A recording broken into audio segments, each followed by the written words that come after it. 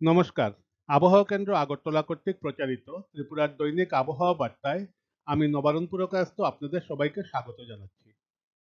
প্রথমে আমরা দেখে নেব গত 24 ঘন্টার জেলাভিত্তিক বৃষ্টিপাত।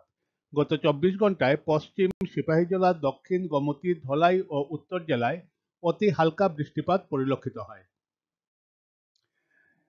এবারে গত 24 ঘন্টার তাপমাত্রা। উপলব্ধ তথ্য অনুসারে গতকালের সর্বোচ্চ তাপমাত্রা ত্রিপুরার সব জেলাতেই স্বাভাবিকের থেকে কম ছিল। গতকালের সর্বোচ্চ তাপমাত্রা রেকর্ড করা হয়েছে 25.4 ডিগ্রি সেলসিয়াস কৈলাসহরে। উপলব্ধ তথ্য অনুসারে আজ সকালের সর্বনিম্ন তাপমাত্রা ত্রিপুরার পশ্চিম ও সিপাহীজলা জেলায় স্বাভাবিকের কাছাকাছি এবং বাকি সব জেলাতেই স্বাভাবিকের থেকে বেশি ছিল। আজ সকালে ত্রিপুরার সর্বনিম্ন তাপমাত্রা রেকর্ড করা হয়েছে 15.7 ডিগ্রি সেলসিয়াস আগরতলা ও কমলপুরে। এবারে আগামী 24 ঘন্টার আবহাওয়ার আভাস।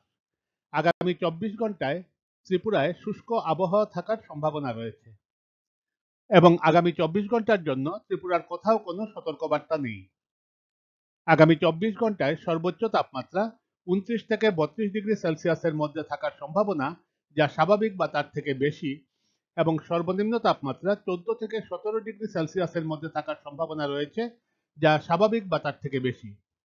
আমাদের পরবর্তী দৈনিক আবহাওয়া বার্তা প্রচারিত হবে আগামীকাল অর্থাৎ 25শে ফেব্রুয়ারি 2024।